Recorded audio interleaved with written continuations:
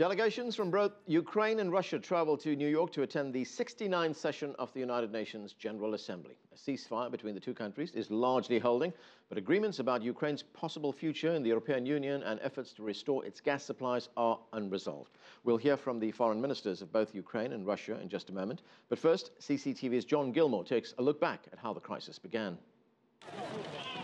When Kiev exploded in deadly violence last February, Ukraine's President Viktor Yanukovych fled the capital. The Ukrainian parliament voted to remove him from office. Yanukovych and Russian leaders denounced the action as a coup, and he sought refuge in Russia. Then came the crisis in Crimea. The peninsula, with strong historic ties to Russia, became part of Ukraine during the Soviet Union era, and it is home to the Russian Black Sea Fleet.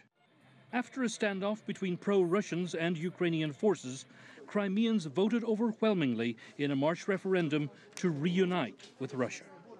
Ukraine denounced it as an illegal takeover, but Russian President Vladimir Putin said Crimea was always part of Russia and welcomed it home. The pro-Russian separatist movement also took hold in eastern Ukraine and quickly turned violent. The mostly Russian-speaking Donetsk and Luhansk provinces declared independence in May, but Ukraine's government refused to recognize the vote. And the violence escalated as Ukraine blamed Russia for directly supporting the rebels. The Kremlin denied the allegations, and the United States and the European Union piled on sanctions, further alienating Moscow. In June, after new Ukrainian President Petro Poroshenko was sworn in, there were hopes for peace. But a ceasefire fell apart within days.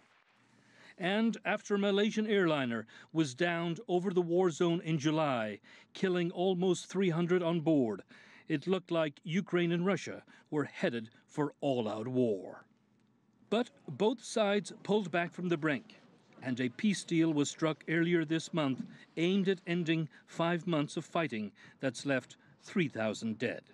With the ceasefire already shaky, what will happen to eastern Ukraine's independence movement?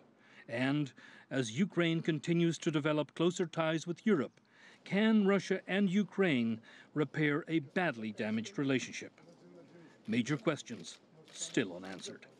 John Gilmore, CCTV, Washington.